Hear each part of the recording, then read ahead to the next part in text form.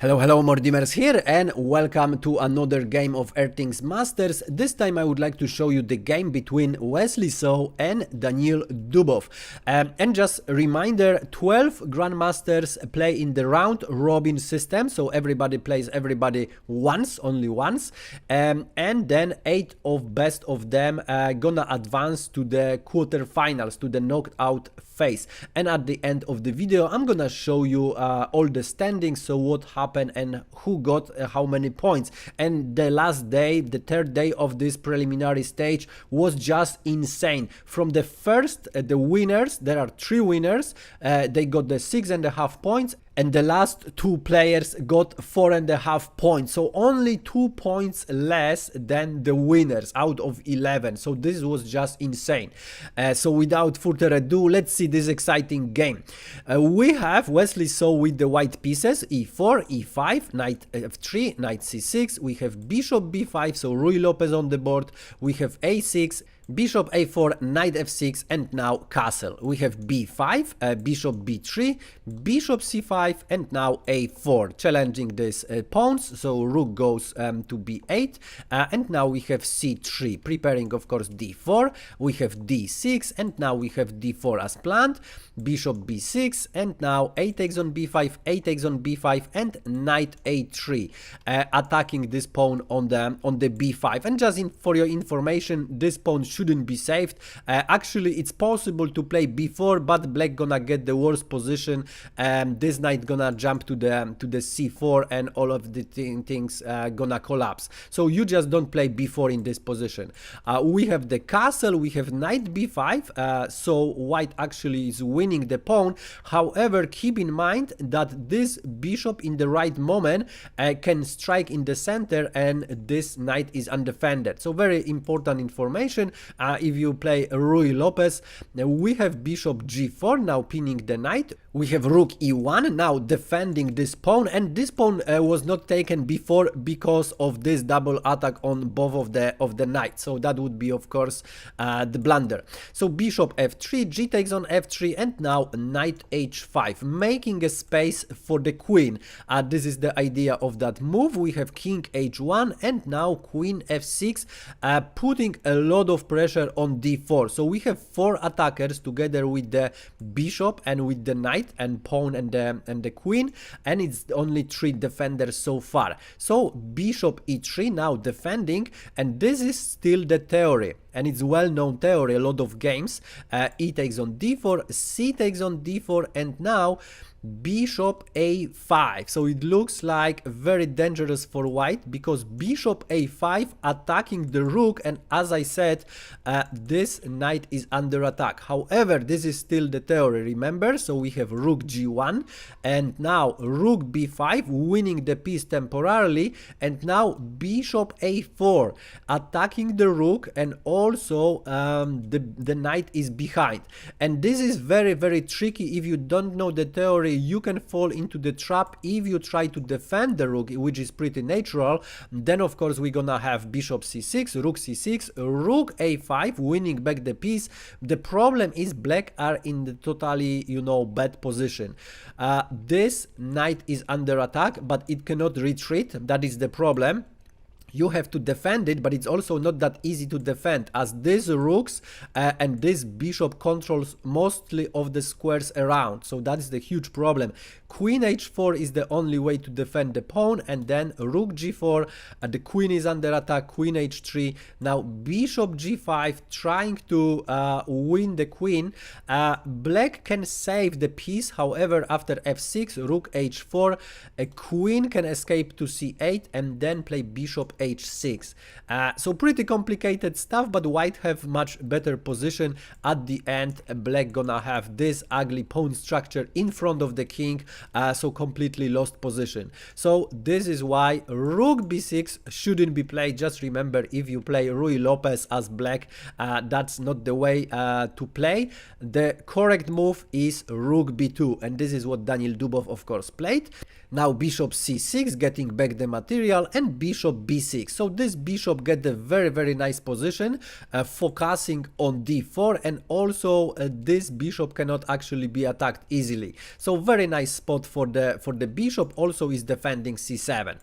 Now we have rook g4, and this is the 21st move of the game, and it's still the theory. We have one game in the database where Vasily Ivanchuk played against Alexei Shirov in 1997, 23 years ago, and the main idea was rook b4 going after that pawn. This is what Alexei Shirov played, and we had e5, and after d takes on e5, d takes on e5, queen e7 had to retreat, queen d5, and after bishop e3, f takes on e3, g6, and the game ended with the draw.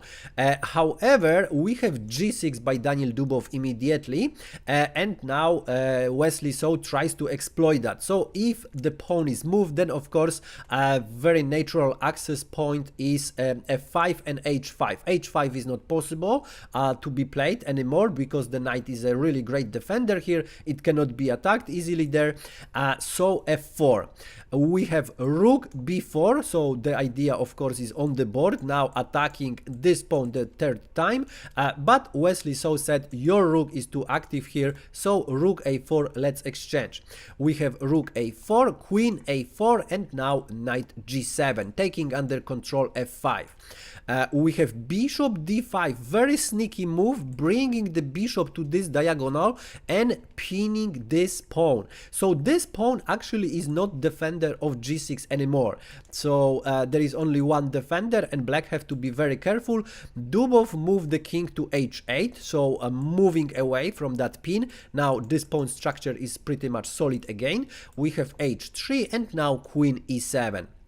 We have f5 finally, and now how to defend the position. There are two ways. However, playing queen f6 now it's a bit shaky here, because after f takes on g6, h takes on g6, rook f4, queen e7, black have to accept that the queen can come back and, you know, for example, together with the rook attack on the open h file, semi-open h file. So this can be inconvenient, but black have very nice knight e6 move attacking the rook, and now white would have to decide, so give up the pair of bishops, which probably shouldn't be played, or move the rook. And if moving the rook only to the light squares, so that means blocking the movement of the queen.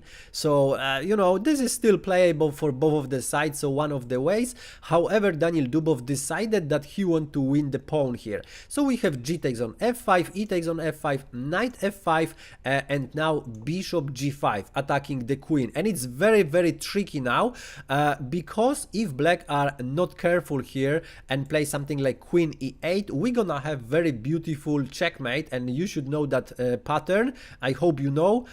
Bishop f6, knight g7, bishop g7, king g8, bishop f6, and that's Pillsbury mate.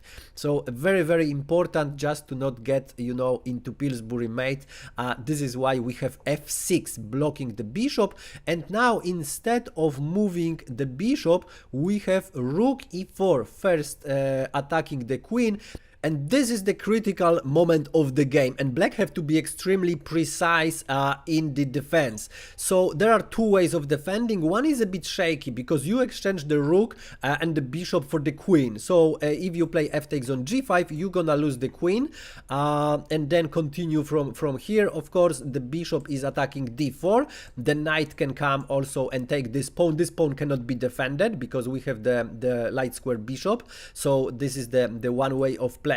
However, of course, mobility of the queen is just great, but black can try to, you know, set up some kind of fortress. The bishop is already on a really great position, defending the pawn on c7. These two pawns maybe can be very dangerous, so that was one way. The more natural way would be queen d8, very important move. Queen d8 is the saving the game move. Bishop f4, knight g7 could be played, and the game game could continue from here. It's still very difficult for white to find the entry point, and black also can counter attack, so it can be very tricky position. However, Daniil Dubov blundered the game and he played queen g7. Now queen g7 is a blunder. He missed one of the ideas, and this is the time where you can pause the video and find the only winning continuation for white while I enjoy my cup of tea. Okay, ready? So the only winning idea here is actually rook e8. The rook is defended, and also it cannot be exchanged because this bishop is controlling g8. So that would be the checkmate pretty soon. And if you just don't care about that and say, okay, if this rook's gonna be exchanged, the problem is, let's say you take the bishop, and then we have queen a8, now attacking the rook again. And again, you cannot exchange because you're gonna get checkmated, and if you try to make some space for the king, let's say h5, you're gonna lose not only the rook, but also after bishop e4, this knight is pinned and it's gonna be lost in the next game. So for example, bishop d4, and now bishop f5, king h6, and here the good thing for the black position is actually defending h8, so the rook cannot come to h8, that would be game over. However, white have queen e8, and now this is the problem because queen is coming to e6, and if we have g4 making some space for the king, it doesn't work because now, boom, this is winning, and this time this doesn't work because we have the checkmate on g6. So this move of the queen to g6 or to e6 is just winning. So that's the danger. So Daniil Dubov set up the trap. He didn't play f takes on g5, he set up the trap. He played bishop a7, blocking the advancement of the queen to a8, and now of course the bishop cannot be taken because rook is hanging. But Wesley found the continuation, and I hope you found this as well. Extremely difficult, but look at this. Queen d7, sacrificing the queen, boom, and this is very beautiful. You cannot take the queen because of course we're gonna have rook f8, and we're gonna have the checkmate as the bishop controls h6, so that's of course the checkmate. So this is why Dubov play h6, but now queen c8. So the queen couldn't get to a8, but this way advanced to the 8th rank. But now Dubov can exchange the rook. So we have rook e8, queen e8, king h7, and now I would like you to pause the video one more time because it's still winning for white, but there is only one move in this position which is winning. While I enjoy my cup of tea. Okay, ready? I hope you found it. Not that easy, however, after bishop f6, Daniil Dubov resigned, and this is the only winning move.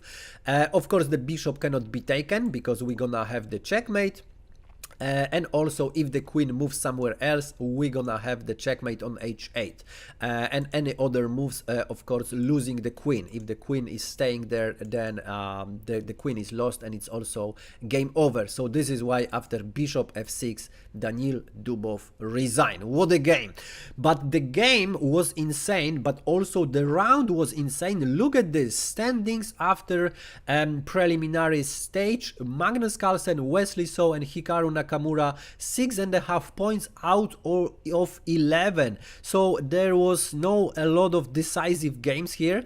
Jan Nepomniachtchi, Teimur Radjabov 6 points, so also very solid. Levon Aronian 5.5 points, and Maxime Vachier-Lagrave, who was already in the commentators in the studio, they said that he doesn't have even a single chance to advance, even mathematical. Then they just said, okay, maybe mathematical, that's possible, but practically it's impossible. But everything happened, like, you know, Maxime Vachier-Lagrave won with the black pieces with Alexander Grishuk, and then he got 5 points, the same amount what Grishuk have. So Daniil Dubov also with the 5 points advance. Very, very lucky. Pentala Hari Krishna, Alexander Grishuk, very unlucky in the last round. 5 points, but they didn't advance. That was not enough. And also Anish Giri and David Anton, 4.5 points. So as you see, Magnus Carlsen, Wesley, so Hikaru Nakamura, 6.5 points, and the last two players, 4.5 points. Only 2 points less. That's just incredible. And I'm gonna show you quarterfinals, 8 players we know already. And if you like this video, press like. If for some reason you don't like it, press unlike. And if you don't want to miss other games from Airthings Masters 2020, press subscribe, smash the bell button. Thanks for watching and see you in the next one.